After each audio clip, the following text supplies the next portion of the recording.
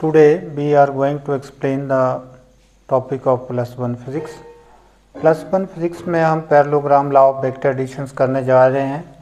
Parallelogram law of vector additions में क्या है कि अगर दो वेक्टर हैं हमारे पास और वो किसी एक पॉइंट के ऊपर एक्ट कर रहे हैं तो उनका रिजल्टेंट कैसे रिप्रेजेंट किया जाए। तो today we are going to explain plus one physics topic, that is parallelogram law of vector additions। Parallelogram law of vector additions करने जा रहे हैं। अब इसमें क्या है कि हमारे पास एक पैरेललोग्राम है। ये अगर हमारे पास दो वेक्टर हैं और वो एक पॉइंट के ऊपर एक्ट कर रहे हैं, ये ए वेक्टर, ये B vector, and they are represented by the adjacent sides of parallelogram. मान लो ये ओ एम, ओ पी, और अगर हम इस पैरेललोग्राम को कंप्लीट करें तो ऐसे और ये ऐसे। तो अगर ये बी वेक्टर की डायरेक्शन इस साइड को है तो इसकी डायरेक्शन भी इस साइड को होगी, क्योंकि बी ये भी बी वेक्टर होगा तो ये भी बी वेक्टर होगा। अगर ये ए वेक्टर है तो ये भी ए वेक्टर है। पैरेललोग्राम की आमने सामने की जो साइड्स हैं वो बराबर होती हैं। अब देखो पी एम क्यू ओ, ये पैरेललोग्राम हुई। तो इन दोनों वेक्टर्स का रिजल्टेंट जो है वो that will be represented by the diagonal. उस डायगोनल से रिप्रेजेंट किया जाएगा, किसके डायगोनल से? पैरेललोग्राम के डायगोनल से। और वो कहाँ पास करे? वो उस पॉइंट में पास करे जहाँ पे वो दोनों इंटरेक्ट कर रहे हैं, जहाँ पे वो एक्ट कर रहे हैं। कौन? ए वेक्टर और बी वेक्टर। तो this law states that if two vectors are represented by the adjacent sides of parallelogram, say A vector and B vector acting at a point,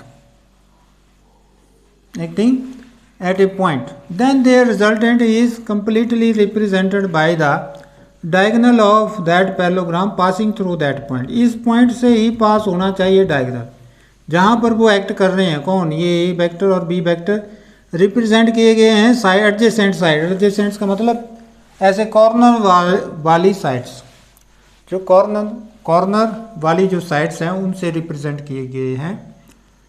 तो then R vector is equal to A vector plus B vector.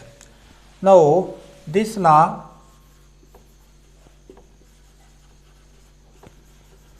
states that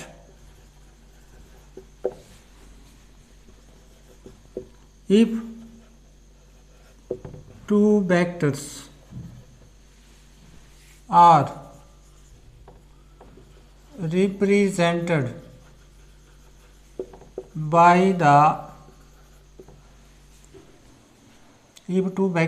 represented by the adjacent sides of the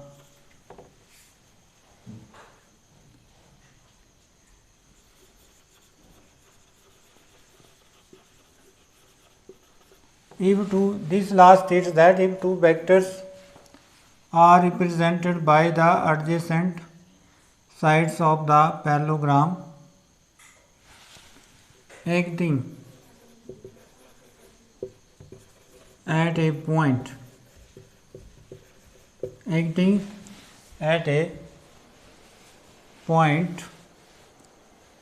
then their resultant is completely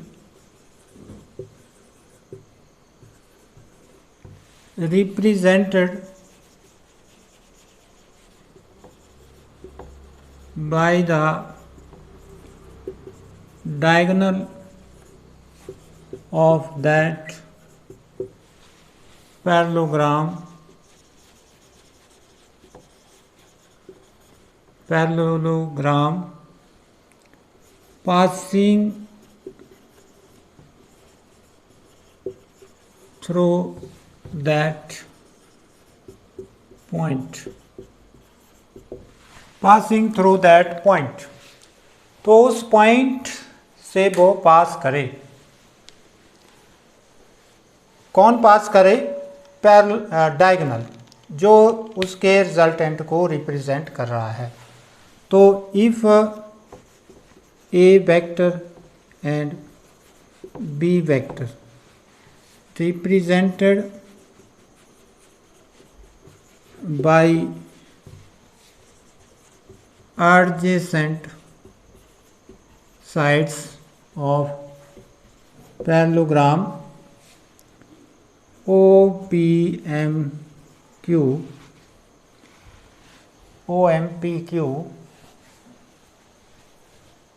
such that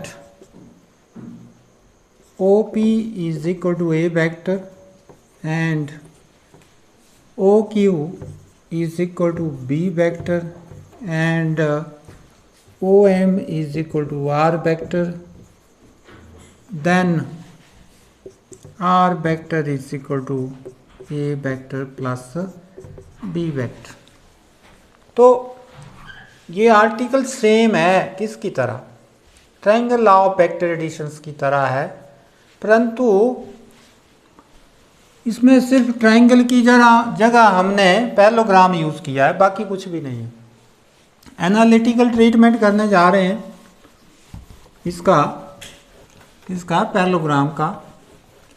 parallelogram law of vector additions का analytical treatment.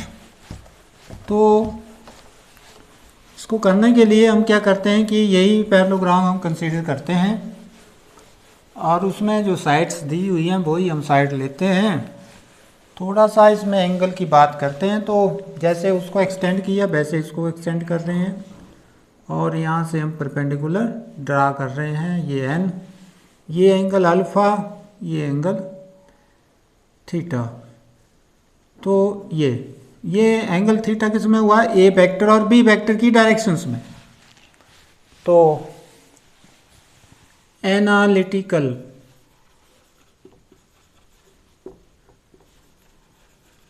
Treatment of parallelogram law, तो ये करने जा रहे हैं। तो इसमें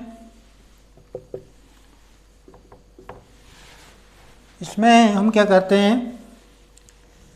consider a parallelogram, कौन सी? OPMN such that OP is equal to A vector and OQ is equal to B vector।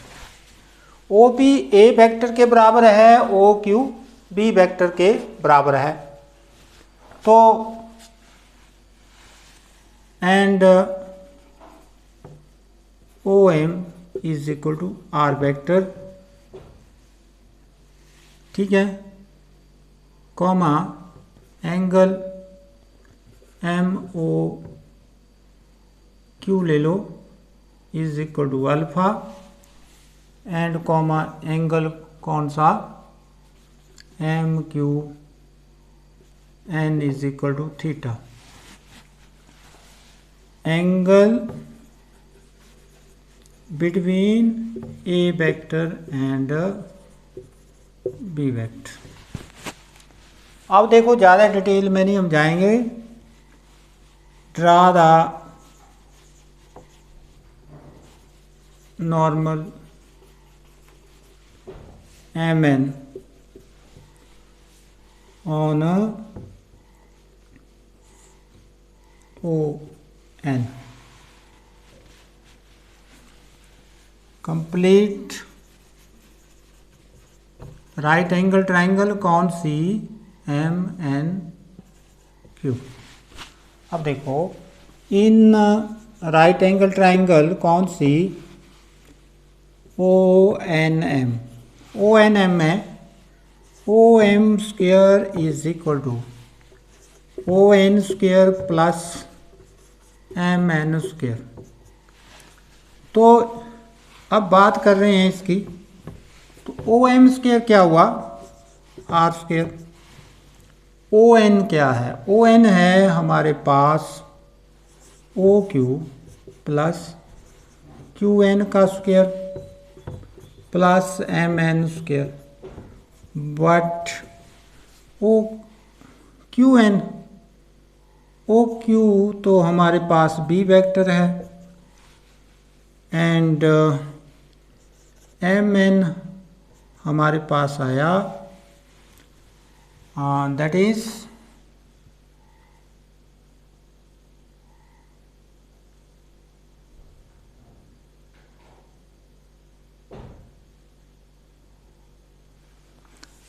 Is A vector sine theta, A vector sine theta लिया और क्यू एन हमारे पास ए वेक्टर कॉस थीटा आया। Understand. तो O Q की भी value आ चुकी है, क्यू एन की वैल्यू आ चुकी है। अंडरस्टैंड। तो अब इसको और एक्सप्लेन करते हैं। R square is equal to O Q square plus 2 O Q Q N plus Q N का स्क्वेयर प्लस एम एन का स्क्वेयर। तो ओ क्यू क्या है, ओ क्यू है हमारे पास बी वेक्टर का स्क्वेयर, स्क्वेयर लगाते हैं तो मैग्नीट्यूड खत्म हो जाता है। अब ओ क्यू देखो, ओ क्यू है हमारे पास बी वेक्टर और क्यू एन क्या है, ए वेक्टर कॉस थीटा, और फिर क्यू एन क्या है, A square cos square theta, और ए एम एन क्या है, A square sine square theta. अब इसमें हम क्या करते हैं कि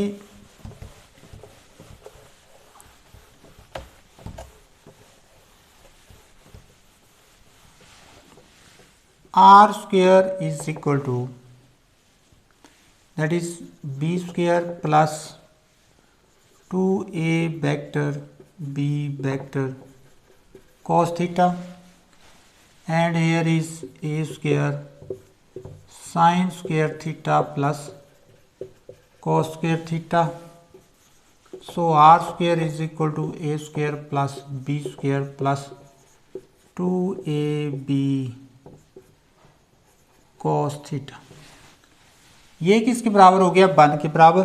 तो रिजल्टेंट क्या आया, रिजल्टेंट आया A square plus B square plus 2a vector B vector cos theta. तो इस ढंग से ये हमारा रिजल्टेंट आ चुका है। तो आपने इस ढंग से करना है। नेक्स्ट है डायरेक्शंस। डायरेक्शंस कैसे निकाली जाए। सो you will find the tan alpha. So in right angle triangle कौन सी, O N M में tan alpha is equal to perpendicular upon base M N upon O N। M N तो हमारा that is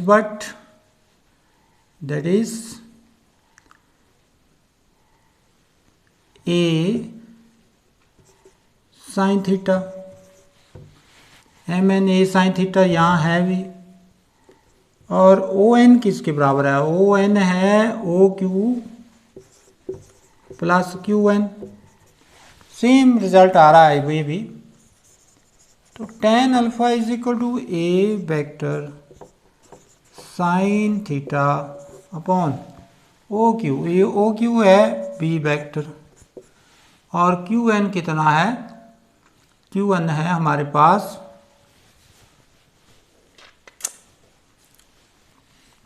A vector cos theta. ये। तो इस ढंग से ये directions alpha is equal to tan inverse A vector sine theta upon B vector A vector cos theta. तो इस ढंग से ये आर्टिकल आप लोगों ने करना है। तो this is all about the parallelogram law of vector addition.